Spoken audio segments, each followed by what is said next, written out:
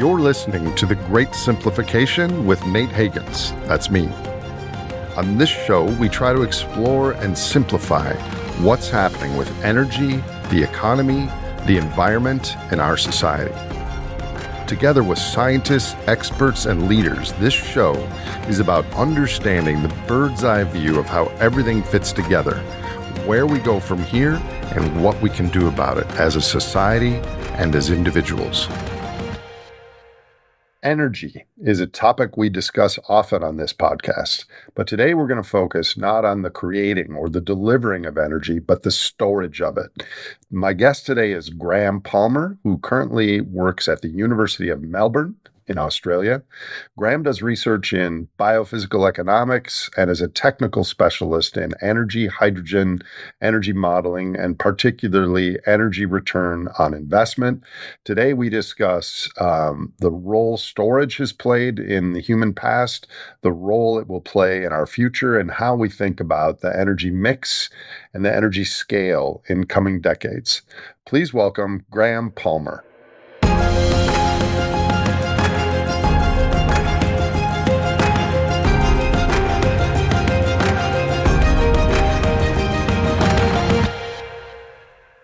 Good day, mate. Oh, g'day, Nate. I always love to say that on my very few Australian guests. Do people really say that there when they see each other? Look, g'day is pretty common, but it's not, hi, whatever. I guess we like to play it up a bit as well. All right, good. Yeah, I mean, a lot of my Australian phrases come from 90s movies and food commercials like bloomin' onions and shrimp on the Barbie, but we digress. You and I are here to talk about energy. We've never met until right now, but we have a lot of common colleagues and researchers in common. And I think, among other things, you and I both wrote our PhD theses on EROI and net energy, which that's probably not too many people in the world have done that. Yeah, that's right. Yeah. So let's get right into it. You and Josh Floyd co-wrote a book called Energy Storage and Civilization, a Systems Approach. And I've had a lot of guests on the show talking about fossil energy and oil depletion and renewable energy and nuclear. We've not yet talked about the importance of storage. So let's just start at a high level. What is energy storage and why is it important? Okay, well, to start with, when I was writing the book, people would say, oh, look, you're going to include such and such battery technology or whatever. But really, this book isn't about that. It's really taken a high-level perspective and trying to go back to basics. What is storage all about? So one way to think about it is thinking about stocks and flows. So if we think of energy carriers, so the quintessential stock and flow idea is the bathtub. So if you put the plug into a bath and turn on the tap, the water coming through the faucet is the flow. The water building up in the bath is a stock. And as long as the plug is in the bath, the water stays there. And then, of course, you can pull the plug out. Now, this is a really good starting point for understanding energy because certainly pre-Neolithic, humans lived with the natural flows of the sun, the diurnal cycle, the seasonal cycle. So the bathtub was empty then from an energy perspective. It got refilled every day and that's what we used. That's right, yes. And so nature has its own storage mechanism. So, for example, biomass is stored sunlight effectively. And then, of course, fossil fuels are also stored sunlight, except on a geological scale. And so humans were using energy stocks, but they were much more limited. And so this is a basic way of thinking about it. Yeah, so in my work, I write about, I got this from Wes Jackson, the 5 major pools of carbon that have given humans access to an energy surplus: soil, trees, coal, oil, and gas. So how does this theme align with your work on the major energy storage transitions in human history? A big part of your book was not about our current situation, but how important energy storage was to humans in the past. Yeah, so Josh and I were trying to think about how do we think about storage from a historical perspective? How do we wind the clock back and look at where we've come from and where we are now? And one of our insights was that the Neolithic transition, one of the ways of looking at the energy transition is through an energy storage lens. So the Neolithic transition involved generally a transition from nomadic behaviour, hunter-gathering, to sedentary agriculture. Now, one of the really interesting things about the agricultural revolution is that although it's considered to be almost something waiting to be discovered, the anthropological literature is actually very unclear about the cause of the Neolithic transition and the very many paradoxes of the transition. So, for example, when we think about grains and cereals, they're inherently much more difficult to process, to turn into something useful, for example. It's much easier to, if we think about proteins and fruits and so forth, it's much easier to convert into something useful to eat. A second aspect of agricultural revolution is trying to fit grains and cereals into a narrative of human diets. We're naturally inclined to go towards fats and sugars when they're available, whereas grains and cereals are naturally, they're carbohydrates. So as a food source, they're okay in themselves, but there doesn't seem to be a reason why we'd naturally gravitate towards grains and cereals from the perspective of nutrition. Another aspect of the Neolithic transition was the transition to sedentary agriculture, as in domus and so forth. And so once people started living in larger groups, it encouraged diseases such as measles, mumps, and diphtheria. So these were unknown before large settlements. One of the interesting things from an anthropological point of view, noting that Josh and I aren't anthropologists, is that studies that have been able to compare people coexisting in sedentary agriculture along with hunter-gatherers generally show that hunter-gatherers were generally better nourished, they were healthier. This is by looking at bone samples and so forth. So what we see is that from a health point of view, it didn't seem to offer any benefits. And so one of the interesting questions is, well, why did humans adopt sedentary agriculture? And in fact, this is one of in the anthropological literature, this is still a source of debate. Now, one of the books that we came across when writing this was James Scott's book, Against the Grain. And he offers a theory which I think runs in parallel with our book. So he argues that, in fact, people generally didn't want to participate in agriculture, but they were forced to. And this was the origins of states, slavery, and so forth. In our book, we offer a theory that is, I think, similar, but I would say more runs in parallel. And that is that what grains provided was a source of energy storage. So, in other words, it's a stock of energy. Now, what a stock enables you to do is accumulate and then regulate the flow in the time and place that you choose to. And this is really a critical transition. So for the first time, we were able to fill the bathtub and then have a stopper in the bathtub. And then all of a sudden, we need someone to control the stopper and when the flow comes out and how fast, etc.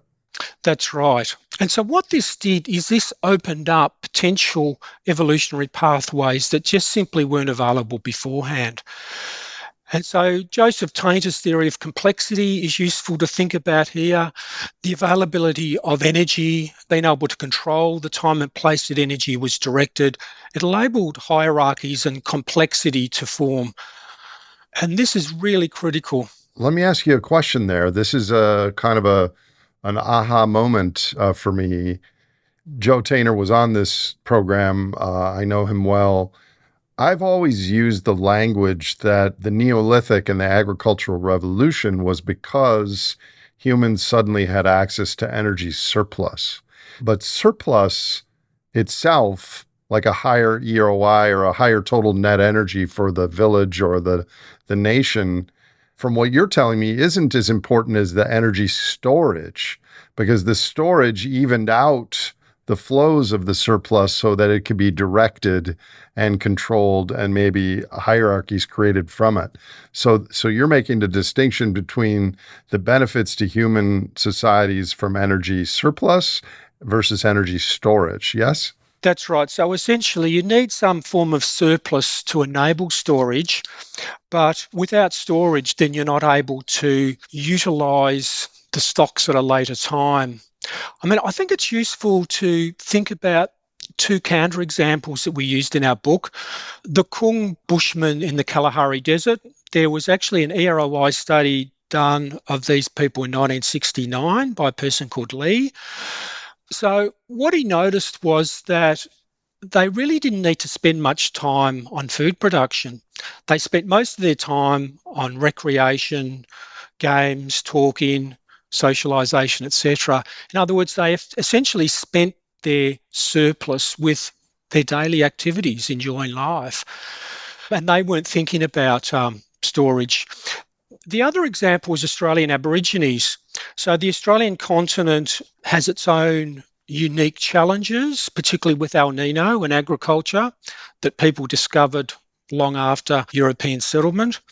A person called Bill Gamage wrote a book called How Aborigines Made Australia, and he raised the point that a lot of the practices were the types of things we would now recognise as natural resource management. So they burned, they herded, they hunted, they constructed weirs and so forth. But none of this was part of sedentary agriculture. And this is really the critical distinction. And in much the same way as the Kung tribesmen had a surplus, Australian Aborigines have also existed with a surplus, except they didn't accumulate it. And so this is really a critical distinction. And of course, the Australian Aborigines have inhabited the land for roughly 65,000 years, which is pretty extraordinary. So basically, the hierarchy and the nation states and the priests, accountant, guardians, warriors, city mayors, all that happened when we put a stopper in the bathtub, effectively. That's right, yes. And so not only could people control the time and place of energy flows, but they could control the intensity. And so, for example, we can then think about armies and force and so forth. If you can control energy flows, then that translates to social and political power as well. And so we can see that social and political power structures were dependent upon energy storage. I don't know whether we actually mentioned at the start the three major transitions that we discuss in the book, the first of which was the Neolithic transition, the second of which was the Industrial Revolution, and the third was the Age of Oil. And so we construct a story based around energy storage. At each of those transitions was based on a particular type of energy storage that offered features that weren't previously available before. Okay, so the first transition was the Neolithic when we started to store surplus in grains, and then what was next? And so the Industrial Revolution, so otherwise known as the Coal Steam Revolution, beginning in Great Britain, we identify as the second major revolution. And so the interesting thing is that there are certain parallels between the Industrial Revolution and the Neolithic. So to begin with, coal wasn't the preferred energy source for a long time. So for example, steelmakers preferred charcoal. People didn't like to burn coal in their homes. I mean, it's much more pleasant burning wood. And coal isn't available everywhere. But the one thing that coal provided is that it was an energy stock that wasn't dependent upon the seasons. It wasn't dependent upon anything other than people's willingness to dig it out. And interestingly, early steam engines were actually very inefficient. So we're looking back at the Smeaton and Newcomen and so forth. They were something like only 1% efficient. So Watt's innovation got that up to about 4%. And so we're still looking at very inefficient machines, which meant there was a lot of coal for only a modest amount of work. And so the interesting question is, well, why did people pursue it? despite these fallbacks, these drawbacks, why did they pursue it?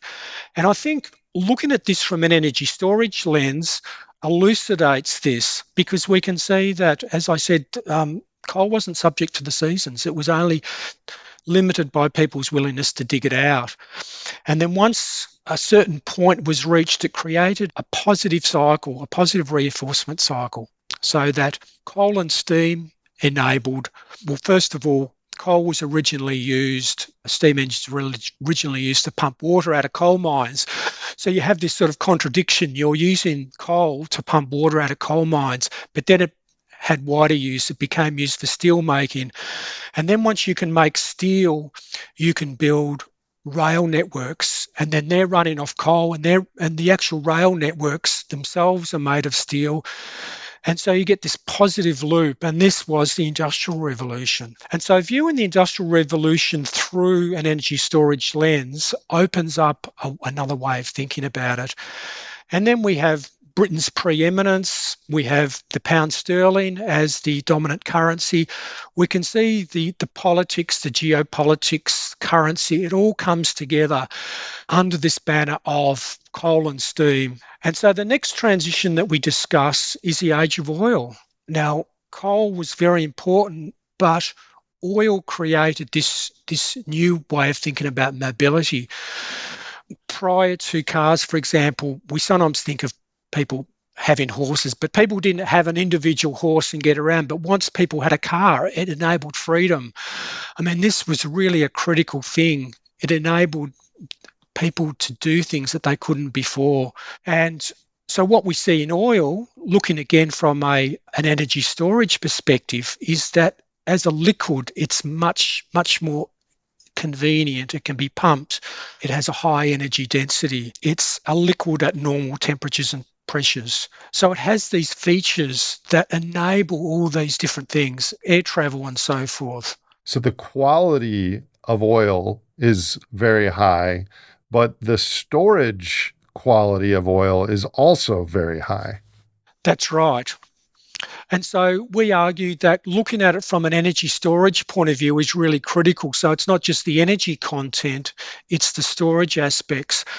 And then we see with US preeminence in oil, we see the US dollar is becoming the dominant currency, and we see a shift from the British Empire to the American Empire, and we argue this is tied up with the energy source.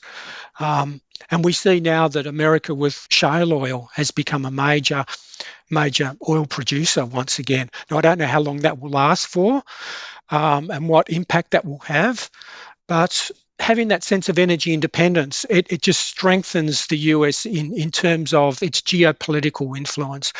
The power of the US dollar, it doesn't look like anything else can challenge the US dollar, at least for the foreseeable future. And, these are really big picture issues. And so if we take those out of the equation and we imagine, well, okay, without energy storage, what will the world look like? I mean, in maybe some ways it might be better. People might say, well, look, if we're not dependent upon oil, then that will take away those difficult geopolitical challenges that we're currently dealing with. But what will take its place? Will it be hydrogen? I don't know. I mean, hydrogen's going to have its own problems, and it's certainly not going to be as cheap and easy as what oil has been. So I think it really opens up a whole range of questions about the way that we live and the types of structures we'll have and how we manage that transition. Are we going to hold on to fossil fuels until we can't? I mean, I think in Australia, from a local generation perspective, we're getting off coal, but I think we still want to hang on to gas. And of course, we're still a major coal and gas exporter. Even once we stop using coal ourselves, we're a major coal exporter. You don't want to hold on to gas. You want to hold on to consumption, and that requires gas. That's right, yes. Yeah. And, there's no easy answers, and it's going to be interesting to see how this all unfolds. So there is a Venn diagram of how much energy surplus you have and how much of that is storable. And arguably, we are at a point where the global societal metabolism is around 19 terawatts continuously, and not all of that is storable. Can you briefly outline the different kinds of energy, either kinetic or potential, or however you describe them? Because that'll be relevant to some of my further questions. Okay. Well, in nature, there are various forms of energy. So there's energy stored in mechanical devices, so motion, simply something in motion. There's chemical energy. Really, from a human point of view, the energy that we use, well, certainly in fossil fuels, we classify that as chemical energy. There's potential energy, for example, when we talk about hydro and dams, that is essentially potential energy. So it's from energy that we derive from gravity. There's, from a nuclear point of view, there's the energy, we can talk about the nuclear forces. The nuclear forces are derived from nucleosynthesis, which is in the early origins of the universe. And so nuclear extracts energy via heat from what was the remnants of nucleosynthesis. So, how does electricity fit in today versus these other sorts of chemical and stored and potential energy relative to the past two energy transitions, the Neolithic and the industrial? Yeah, so electricity is really a special case, and it's something from the overall energy storage perspective. It's really important to think about where electricity fits in because it is a flow. Electricity is storable in minute quantities in things called capacitors and inductors, but other than that, electricity is not storable per se. So when we talk about, say, a battery, it's really a conversion into chemical energy and then back again. So when we talk about storing electricity, it's really just shorthand for two energy conversions, one in and one out of something else. And so this is a really critical thing in thinking about where electricity fits into energy transition because it is a flow. It is essentially a demand-driven flow. So generation traditionally is associated with demand. So generators will fire up when they're needed. There used to be a story in, I think it was like the 1950s, 60s, England, where the generators would know when there was an ad on TV with a popular TV show because people would go and put their kettle on. And so this is the way that electricity systems operate. And so thinking about how to incorporate natural flows, as in wind and solar flows, into that, of course, is part of the challenge of what we're dealing with. So traditionally, though, like back in the 50s and the 60s, electricity was electrons moving based on demand. So it was a flow, but it was based on a stock. The stocks were sitting there and we could turn them on when needed, a coal or a natural gas plant. Whereas now we have some of that, but we also have the electrons when the wind blows and the sun shines, and we have to use them then or store them in batteries or something like that. So it's become more complex, yes? It has become more complex. And I think getting back to Tainter's theory of sustainability, that all of these things seem to be becoming more complex. All of these things have solutions, but it inevitably seems to involve more complexity, more detail, more management, and so forth. It's difficult to shift away from the reality that transition will involve greater complexity. Now, of course, with electricity, there is what's called firming generation. So traditionally, firming generation is switching more towards gas-fired generation, and so we're still ultimately relying on energy stocks.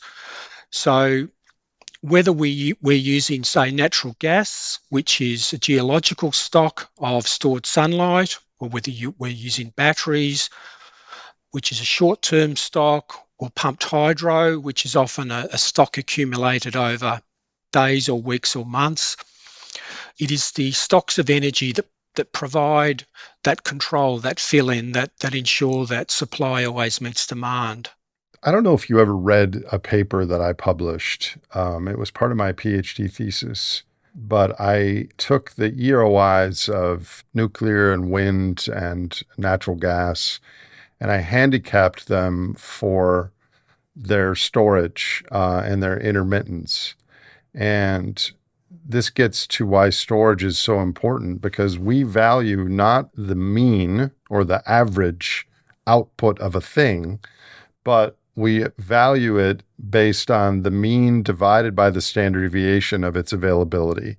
So I used to work on Wall Street, and there's something called a Sharpe ratio, which is the return of an asset divided by its volatility. And so what your and Josh's book is about is the long-term trend of humans having energy storage, which reduces the variability of intermittence in our lives. And so now we're heading towards a place where, either for carbon reasons, because we can't afford to burn more hydrocarbons for ecosystem limits, or for depletion reasons, that peak oil and the minerals and carbon is getting more costly to extract, we're going to gradually or inexorably head back more towards intermittent flows. And so that's why storage now, how can we store and or combine new lower throughput lifestyles for these challenges ahead? What do you think about all that? And then I have some follow-up questions. Yeah, well, the critical thing is that we've constructed lives based on the available fuels that we have, fossil fuels. And so reverting to a world in which we're much more reliant on natural flows will be challenging. And I think that it's hard to imagine what such a future will look like precisely, but it's going to be different to what it is now. One of the critical measures of electricity supply reliability is the outage rate. So electricity operators have various measures of reliability, of outage rates and so forth, and the number of hours, of probabilistic hours that the electricity system may not be able to meet demand. And we've become used to a virtually 100% on electricity system. Now, I'm not advocating for a less reliable electricity system, but in the future, we have to think about, look, do we need that? What level of reliability do we really need? And what price are we prepared to pay for that, both monetary and biophysical? In the paper that I just mentioned to you, we showed a correlation between the reliability of electricity and GDP, and it was almost 100%.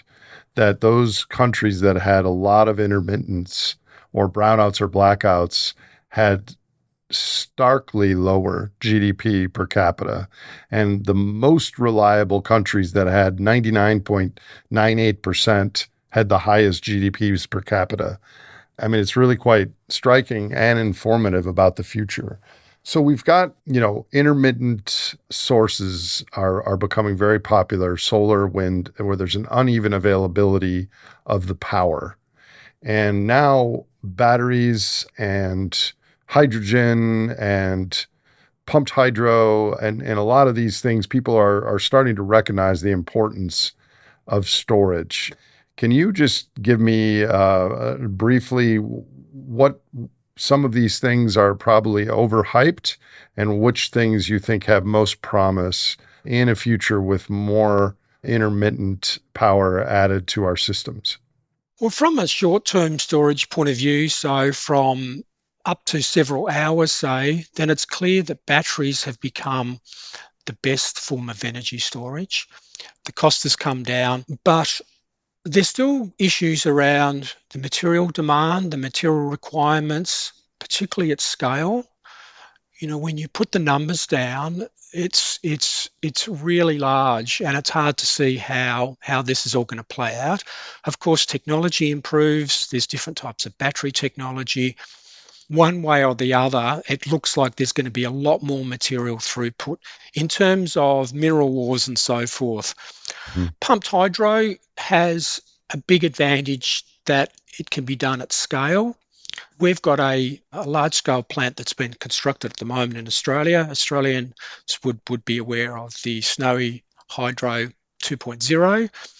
Now, it's turned out to be a lot more costly than what was expected. When the project was originally announced, it was going to be a $2 billion project. I actually contacted an engineer who's worked on hydro projects, and I did a blog post on it and asked him what he thought about the costs. And his back of the envelope costs were going to be at least double that. Now, the costs have blown out. One person who has, I'm just thinking here, Bruce Mountain from the Victorian Energy Policy Centre thinks that it could be closer to 14 billion. And so what we see from a transition point of view is that, yes, we can do hydro, but these are often very large scale projects. There's civil engineering projects with geology. There's a lot of uncertainties. And so hydro is an ideal energy source for balancing electricity systems. It's a question of scale. How many of these can be built? How quickly? What are they going to cost? And so forth. Then we can move to hydrogen. So people think that hydrogen might be useful for seasonal storage.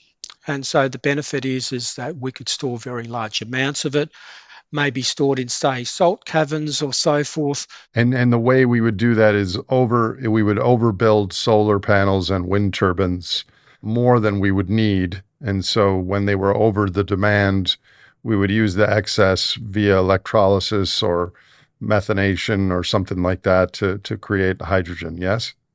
Yes. So people are envisaging in Australia that we may have a hydrogen export industry, in which case, if there's a lot of hydrogen being produced anyway, there would be some available for electricity storage.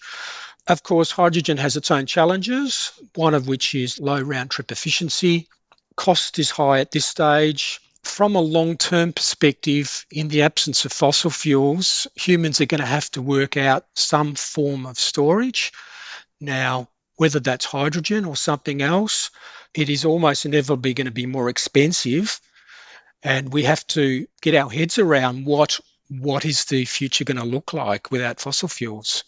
So are there any storage options that are not like complicated lithium batteries that require intense environmental and social impacts on the global south or the abyssal oceans, et cetera? Are there ways to create batteries or storage systems with simpler materials that may not give us as much energy, like a full bathtub worth, but still have the ability to store some energy and are potentially scalable around the world, like sodium batteries, for example? Is there anything on the horizon that you think favorably on?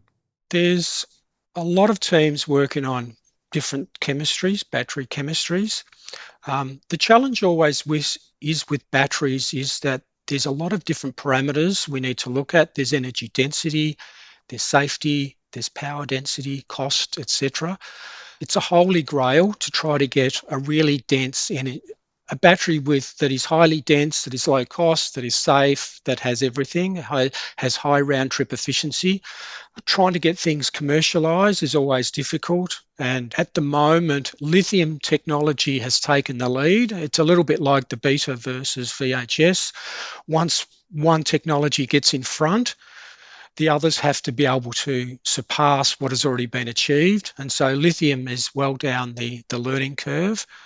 And this is this is always a challenge with technologies, that we get technology lock-in, that the one that is out front achieves scaling quicker and so gets further down the cost curve. Mm-hmm. And so new batteries will have to come in very competitively, otherwise they just simply won't compete. So compared to what happened before we needed batteries, is the limited lifetimes that are measured in hundreds or a few thousand full charge cycles, is that a fundamental limitation, given that those things will have to be rebuilt and redone every 20 years or something like that?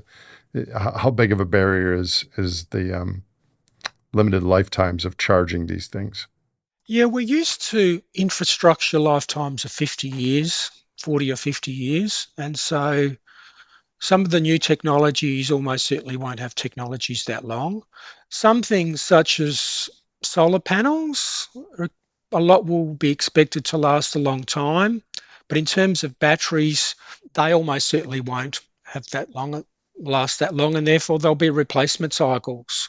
Now, the impact of the replacement cycles will depend on part on recycling. But of course, recycling itself takes energy and materials. It isn't a zero environment. And we're not recycling that much right now. No, no.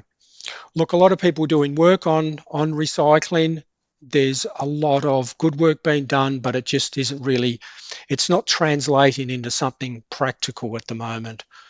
So earlier you mentioned, Graham, energy density and power density. So is it, it's funny how energy blind our cultures are, because we see news stories in Clean Technica that we just found enough mineral deposits under Norway to power our civilization for 100 years of batteries. And while on one level that could be true, on another level, you could also say, well, if you drill down far enough, you could get enough for 500 years. Like, it's there, but it's going to cost a lot of energy and complexity and materials to get there.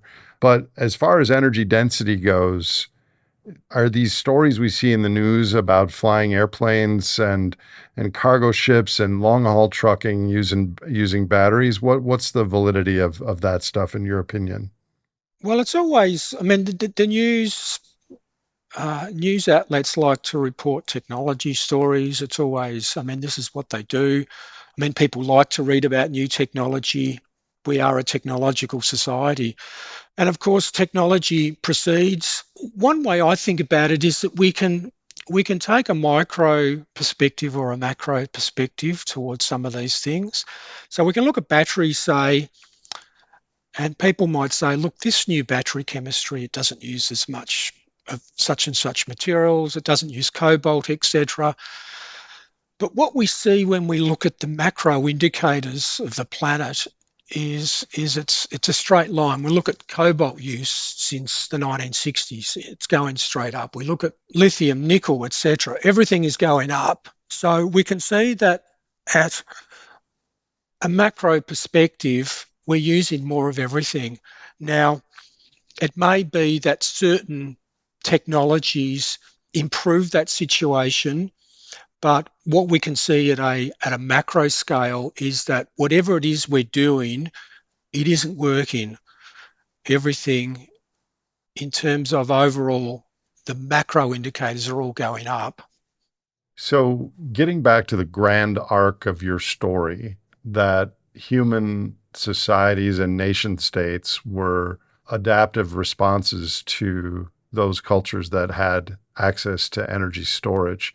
As we look ahead to a post-peak oil world in coming decades, we don't have to debate on when it will happen, but it will happen.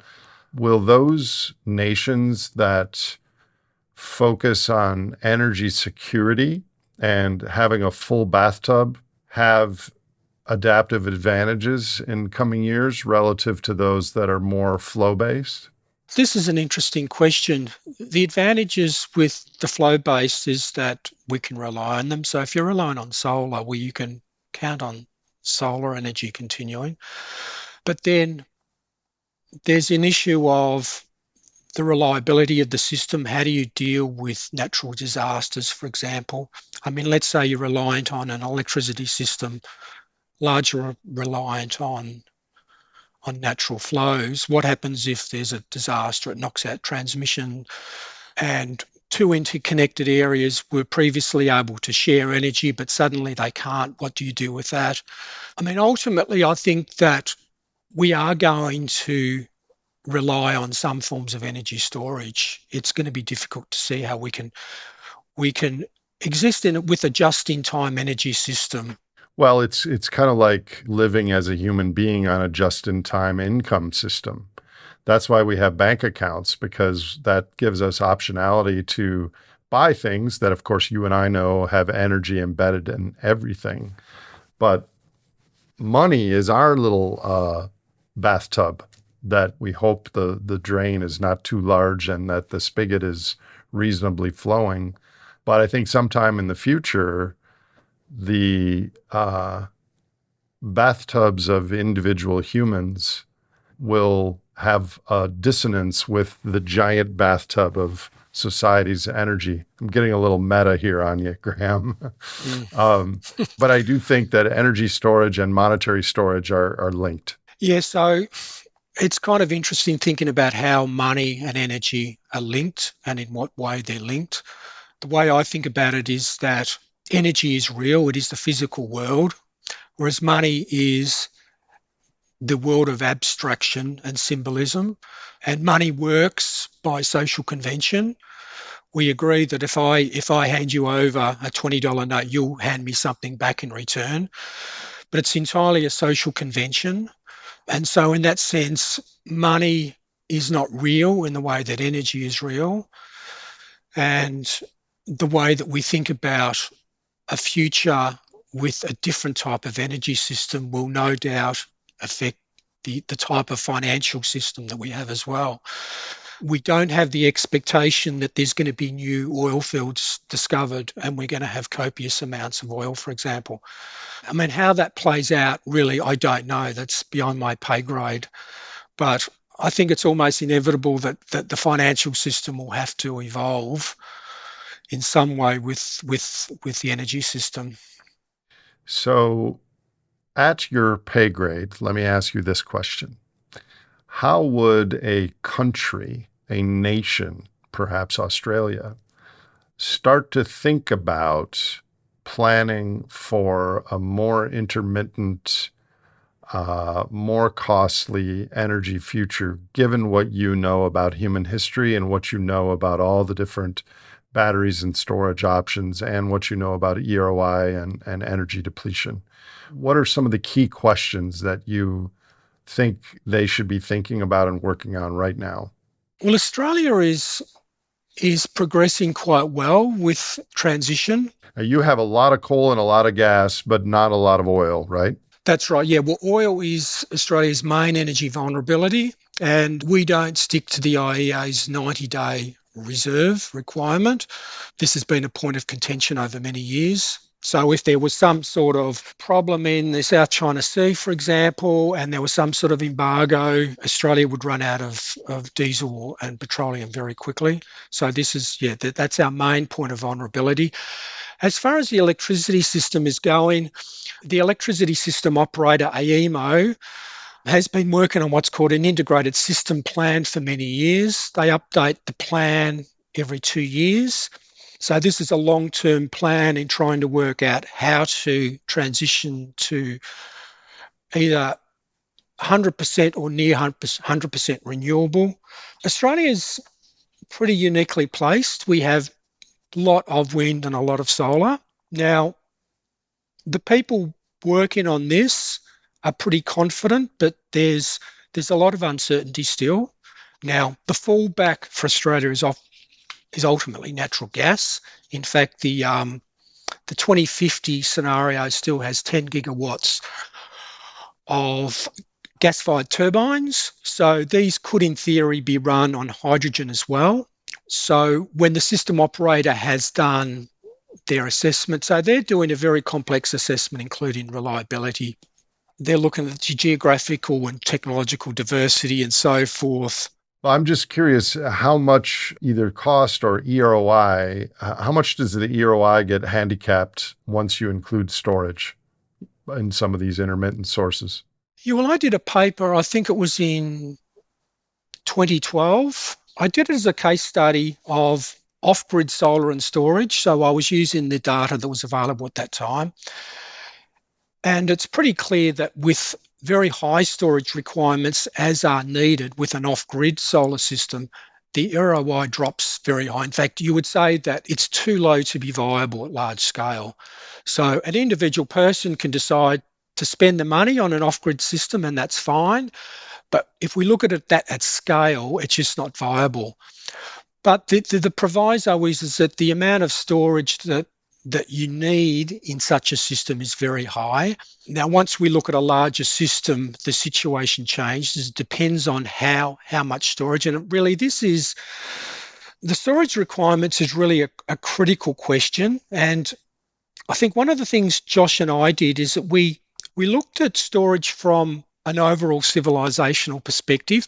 So you can look at the storage needs in a specific electricity system and come up with a model and say, look, we think you can operate such a system with such amount of storage.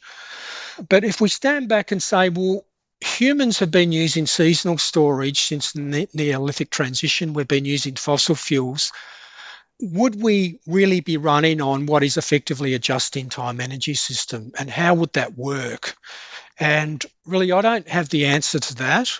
I think that it's possible to construct a system possibly without a lot of storage, but trying to reconcile that with the way that human beings have lived, I think is difficult. So this is a big debate right now with someone who's been on the show here before, Simon Michaud, who's also Australian. He taught me the correct pronunciation of "G'day, mate." But he is in some arguments with people on Twitter and the energy community about actually how much storage we need. Is it hours or days or weeks or months? And he's done some sensitivity analysis because the answer to that question then infers how much copper, lithium, cobalt, nickel, et cetera, is going to be needed.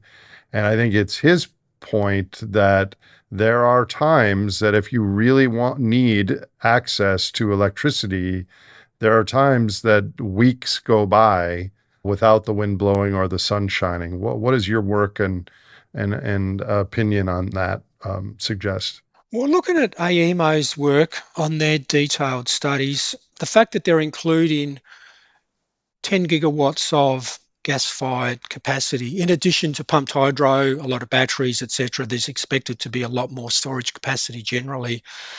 They believe from a reliability point of view, it's still going to be necessary to have what is essentially a lot of storage. So if we think about gas from a storage point of view, it essentially represents unlimited storage from an operational perspective. So you can just run a gas turbine indefinitely. So it doesn't run out as a battery will run out, providing you've got the gas, of course. And so on an operational time frame of weeks, let's say, then you know that you're going to have the gas available. So I think for me, that would be the best guide. Now, I've been told, or some people have said, that the Australian plan is one of the most advanced in the world in terms of understanding where we are and where we need to get to. Australia also already has a high penetration of solar in particular and also wind, and it's increasing. And I think Australia will be an interesting case study as to what the limits will be and what will be needed. But Australia is using natural gas as the battery. That's right, yes. So that So what if we wanted to go 100% renewable in some country that they didn't have natural gas, like suddenly Germany and places in Europe after Nord Stream and Russia don't have that injection into the bathtub of natural gas? Then how big of battery, how much storage do we feasibly need, do you think? Is it hours, days, weeks, months, what? Well, if I had to pluck a figure, I would say weeks. The issue of seasonal storage is a serious one for high latitude regions. I think one of the problems is that at this stage, I would argue we just don't know. I don't know whether it's an indeterminate question, but nobody has operated such a system, a large scale system, to be able to actually truly know how that will work. Who's the closest? Yeah, well, there are systems with a lot of hydro, so of course that's renewable, but in terms of wind and solar, there is no large-scale electricity systems that are operated anywhere near close to 100% wind and solar, and so it's an unknown. Mm-hmm. I think it would be doable if we partitioned society into this section of society, these manufacturing plants that make polysilicon wafers or whatever, they need 100% priority electricity. But these residential areas over here could be on a rolling brownout. People play parcheesi with candles or go for a walk with their dogs, like a split level society in a more intermittent, because otherwise, if we try and power everything we have today, that allows me 24/7 or anyone in the world to turn on their light switch, the amount of backup that would be needed to maintain that, we would be like 8 billion locusts stripping the planet bare of materials and metals, I think. Another perspective is Buckminster Fuller's solution. So Buckminster Fuller believed in you solve problems by making the problems obsolete. Yep, that's right. Yeah, which is a great way to think about it. So his idea was to have essentially a global grid, essentially a cable, DC cable that ran around the entire globe. And so you used our solar and we used your solar. And he said, look, we would need double the capacity because we'd need to supply our own plus yours. Now, it's kind of a crazy idea, but it's one of those brainstorming ideas that's worth sort of throwing around as a kind of a concept. Is anyone looking at that currently, credibly? People have looked at global grid concepts. The practicalities of it are very difficult. There's one project in Australia that's been talked about called the Sun Cable Project, which envisages sending electricity from Northern Australia to Singapore. So this would be a couple of thousand kilometres of DC link under the sea. Now, these things are always difficult until they've been done, and the first person that does it, then it seems obvious afterwards.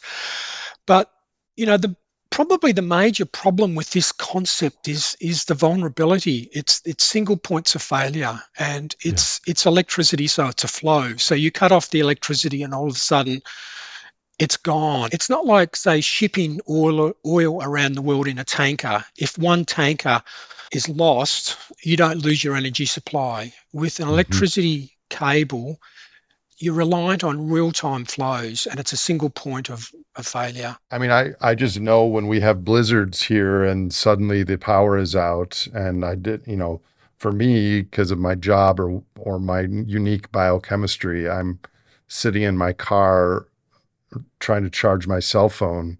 Like when the electricity stops, everything stops pretty fast. I think we're incredibly reliant on it. Excellent, Graham. I think energy storage is very important, and you've offered some new things for me to think about. And I know you periodically at least watch my podcast because you've sent me some critiques and some suggestions via email. So I'm going to ask you some closing questions. So I know you've been to ASPO conferences in the past. I'm not sure ASPO is still around, but given your lifetime of thinking and writing on these issues, what sort of personal advice do you have for the viewers of this program going into a less certain energy and societal future? I think one aspect is to be more of a generalist. I think that the trend has been towards specialization, and this is the world we live in. And I think, it's okay to specialize from a work point of view, but also develop more generalist skills as well, because we don't know what skills we're going to need. And sometimes it's framed in terms of a T, the idea that the top of the T is the idea of you have your general knowledge, and then you have one area where you know a lot about, the vertical component of the T. I suspect this will be more important. Well, in another way to look at that is being an expert in something is a flow, and being at least competent in a bunch of things is you have a stock in reserve. What about young people? You work at the University of Melbourne. Do you teach students, or is it mostly research, your work? Yeah, well, I did my PhD at the University of Melbourne. I'm now working at Monash University. Okay, Monash, so right. I'm doing LCA work mainly on green hydrogen and associated chemicals such as ammonia and methanol. I'm actually doing wind analysis at the moment, which is a project looking at reanalysis data. So I'm just a researcher, I don't lecture. But, if I was given advice, I think adopt a view of critical thinking. I think often the easiest thing to do is to adopt the mainstream perspective on a range of issues, but being prepared to think critically about things. Some of my work has run counter to, I guess, what you call the green growth philosophy. I think certainly in the renewable space, which is, green growth has become the dominant philosophy. Not adopting being critical of green growth does run counter, and I think it reduces your energy storage. It certainly does. Your advice, go on. So be prepared to think critically and adopt and consider views outside the mainstream. The other thing that I've tended to do is I think compartmentalize different aspects of my life. So most of my career, I've been an engineer. I've actually worked in industry. So I've only been in academia for the last 4 years. So a lot of my academic work was actually done in my own time while I was working in business. And so what I've tended to do is compartmentalize different aspects. And so, on the one hand, I may be critical of green growth, for example, but then when I'm working in a commercial enterprise, I'm an ordinary capitalist, if you like. Businesses are competitive, and to survive, you need to play the rules of the game. And I think often compartmentalizing is a good way to reconcile different ideas. I don't know if you've read mine and DJ White's book, but becoming a generalist and compartmentalizing, learning that skill are two of our main recommendations. So I agree with both of those. What do you care most about in the world, Graham? Personal question. Look, right at the moment, I think a more of a local issue is that housing in Australia has become a huge issue. Houses have become too expensive for new home buyers. Rents are going up. I think Australia does really well on some things. We have a very good healthcare system. Education, there's universal access to education, but shelter is a basic human requirement. And a lot of people are really struggling. Houses have become part of the financial infrastructure. Mm-hmm. Houses are assets. They're bought to make money, and it's become part of the investment structure, and younger people in particular are shut out. It's very difficult. And I don't know the solution to that. There's on the one hand, I assume that supply must play a role.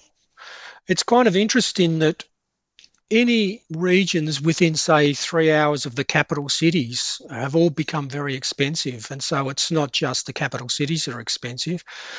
The way we think about houses, housing, it's a basic human need. And so, something has gone wrong somewhere along the line. Obviously part of that is low interest rates, because monthly repayments are related to the interest rates. So I'm not sure whether you're aware, but in Australia, interest rates are variable, mostly variable. It's not like the US where you take out a fixed rate. And so interest rate movements are reflected in mortgages. So really right at the moment, I think that's a huge issue that I don't know that we have any great solutions to. The federal government is trying to address it with public housing, which is part of the solution, but not the whole solution. So in contrast to that, what things are you seeing or things that you've experienced in Australia that give you hope or motivation or excitement about the future? If I recount a story, the other night I was walking the dogs. Dogs, plural. I love it. I love walking the dogs. It's one of the simple joys. I normally listen to podcasts, including yours, while I walk the dogs. It's great. It was probably about 7 or 8 o'clock. It was dark, and I noticed on the other side of the road, a person was on the ground. Another person was helping them. A person was having an epileptic fit, and I asked if they needed help, and I went over and I helped out. And the thing that was remarkable was everybody that went by wanted to help. The bus, the 765 bus, that stopped. The driver got out. People were driving by. And it's on a related topic. I see carers looking after people with illness or dementia or handicaps. And it's almost like there's a parallel universe happening. There's the parallel universe. There's one universe of the market-based capitalist system. People are working, earning money, spending money. And there's another parallel system of people caring about others, of doing things for others that's completely outside the market system. And that gives me hope that, so much of our lives are now have been brought into the market, and I don't know the solution to that. Yeah, you're talking about the caring economy. And I think once the bathtub is less full because the spigot on the top is not as large, I expect we will see a lot of responses like you saw by the 765 bus the other night. So, have you seen a kookaburra today by any chance? I'm just curious how common they are. No, not today, but they are around.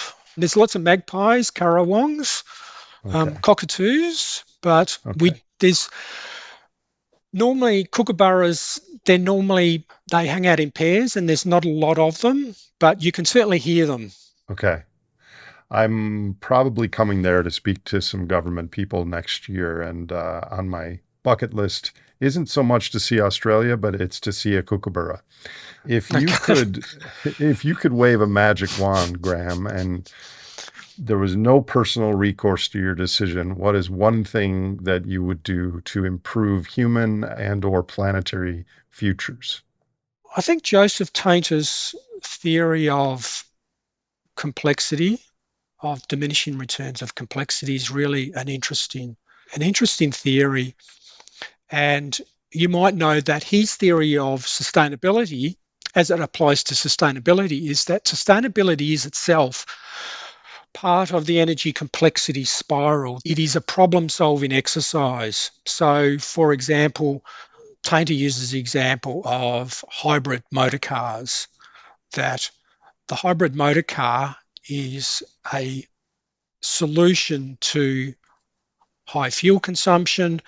And so we build more complex motor cars to solve this problem. And I think this is a real challenge from a sustainability point of view. So I think resolving that challenge would be one aim. I don't know what the solution to that is. Sam Alexander and Josh Floyd have written about this. I think they argue that localization is one adaptation to that. I think there's the broader problem that our economic system is just not accounting for the biophysical realities. And I don't know how we resolve that. There was, you probably aware of the technocrat movement in the 1930s, the idea of an energy-based currency. So that was one explicit way of trying to include energy into a monetary system. Now, I don't think that's a great idea for a few reasons, but the principle of it, of trying to account for biophysical realities into the market system, and I suspect some solutions to that may resolve Tainter's sustainability paradox. I don't know, but I think these are all sort of interesting things to think about and to ideas to throw around. Excellent. Thank you. I've been asking this question of late. If you were to come back after I've done this initial overview with you on your work on energy storage, but if you were to come back next year or something, what is one research topic, one thing that you'd like to take a deep dive on that you're either working on now or you're passionate about or curious about, a single topic deep dive? Well, that's an interesting question. I think trying to understand what we really need for a good life, trying to quantify that would be an interesting way to think about it. I think Vaclav Smil has commented that people in, say, for example, the 1970s, they lived perfectly reasonable lives. And we look at the per capita energy consumption since the 70s, for example, it's gone up. So what would we be prepared to forego in order to get back to, say, for example, 70s per capita consumption? I think this is an interesting question. And there's a related question: is what would we be able to be willing to forego, and then how would we get there? Is also Yeah, well, a second question. Graham, it was so nice to meet you finally and have this discussion. And thank you for your important work on energy storage. And hopefully you and your colleagues can figure out some answers in Australia and beyond. okay, thanks, Nate. Thanks for having me. If you enjoyed or learned from this episode of The Great Simplification, please subscribe to us on your favorite podcast platform and visit thegreatsimplification.com for more information on future releases.